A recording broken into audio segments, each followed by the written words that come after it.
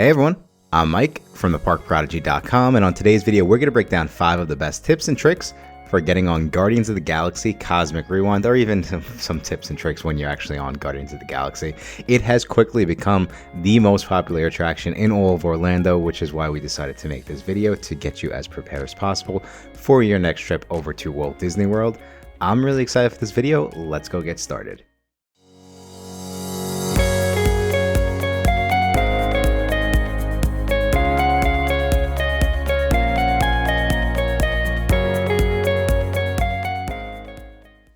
Thank you all again so much for checking out this video. Like we said, we are going to break down 5 of the best tips and tricks for Guardians of the Galaxy Cosmic Rewind.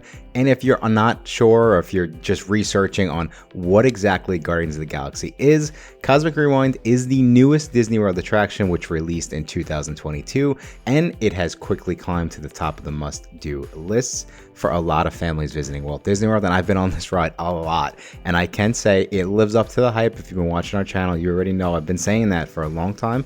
It really is, in my opinion, the best and the most exciting ride in all of Walt Disney World and in all of Orlando. Now, it's a mix of roller coaster and spaceship ride with a funky soundtrack that is perfect for the iconic Guardians. If you love the movie, and specifically if you love the music from the movies, you're gonna love this ride. Now, of course, with that popularity, Disney is still only allowing guests to use the virtual queue system, and they also have the paid individual Lightning Lane passes to get onto this attraction, which is why it's a little complicated at this point in time, and exactly why we decided to create this video. So, starting with number 5, and we would say make sure and be prepared for surprises. Now, there are a lot of surprises in Guardians of the Galaxy Cosmic Rewind, and the coolest and the most unique one is the rotations and the random choices of songs that are played throughout your ride. That's right, you can enjoy these 5 amazing songs. We're going to start with September by Earth, Wind & Fire, Disco Inferno by The Tramps, Everybody Wants to Rule the World by Tears for Fears,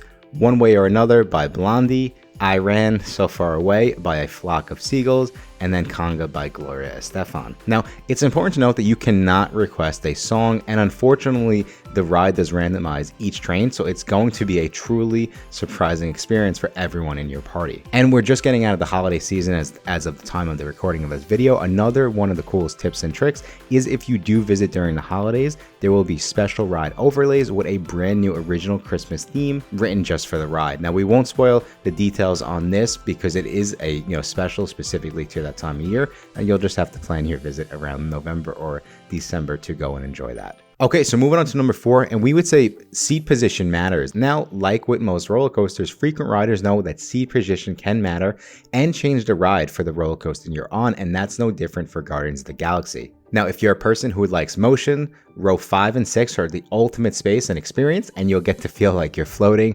We're not joking when we say that. And if you like speed, you'll want to end up in the first car, ends up being the back of the car.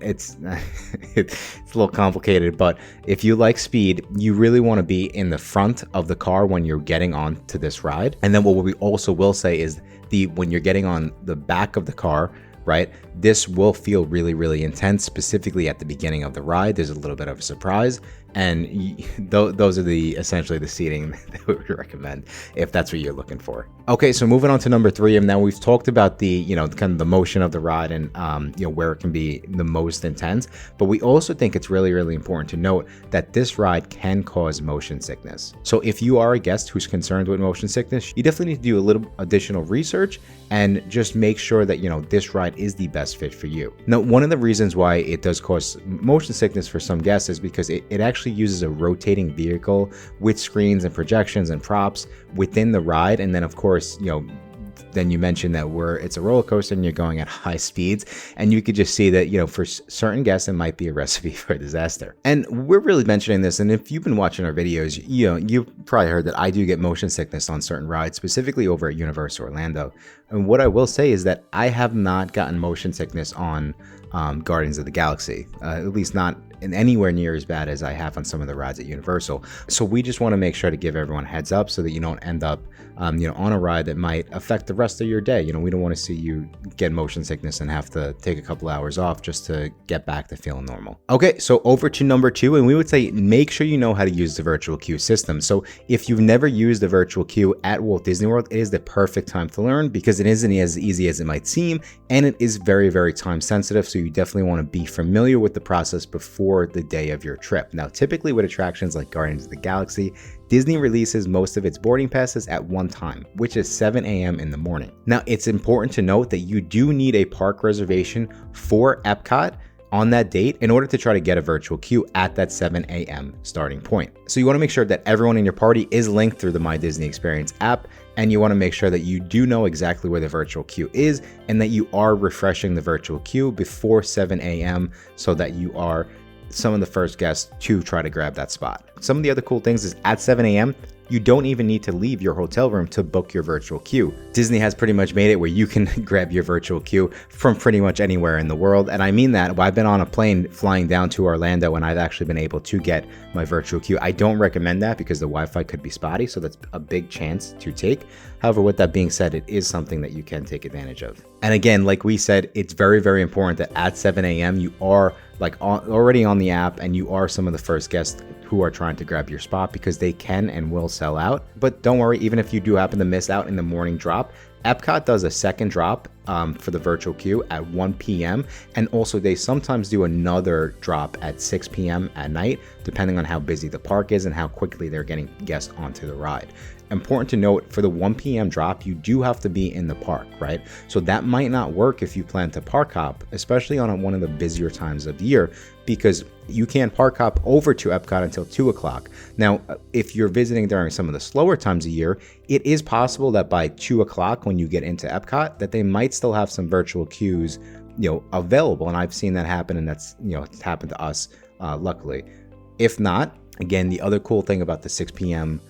Drops is that guests who are staying at a Disney Deluxe resort, and if Epcot is running a extended evening hours, guests can take advantage of that 6 p.m. drop, of course, once they get over there, and if Epcot is doing that at that point in time. So as you can see, there's a lot, but we would just say be as prepared as possible. Get familiar with the virtual queue system. We actually have an entire blog post on exactly how the virtual queue system works if you want to go check that out, just to be as prepared as possible. Okay, and last but not least, we typically don't recommend this, but we would say as a last-ditch effort, if you were not able to get a Guardians of the Galaxy Cosmic Rewind boarding pass, don't forget about the individual lightning lane, which can save the day. And just like it sounds, if you weren't able to grab that boarding pass early in the morning, we suggest making sure that you take a look at the individual lightning lanes at 7 a.m. or at this point it'd be a little bit after 7 a.m. Now, the reason why the virtual queue will go first is just like it sounds, because it's free, right? It's included with your park ticket.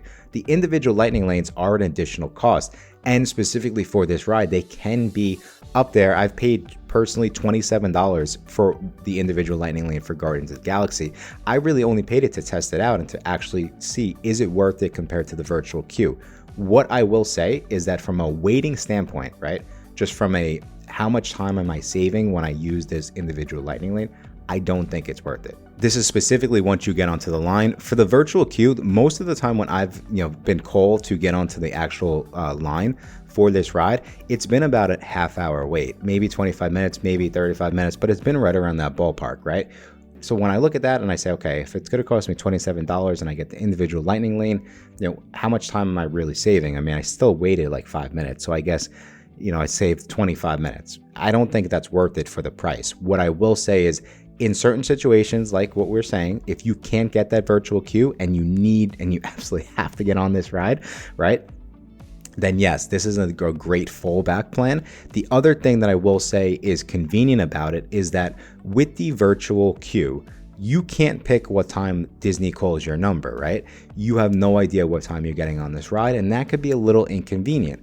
With the individual lightning lane, you can pick, as long as it's available, Disney will give you a window and you select that window. So if let's say that you need to get on Guardians of the Galaxy and you have plans to go park hop over to Magic Kingdom at 2 o'clock and you can't wait until later in the day to get on Guardians of the Galaxy, then look at the individual lightning lane, because you could say, okay, I'm going to upgrade, I'm going to pay $27 per person, but I know that I am going to go on this ride between 11 and 12 o'clock, right?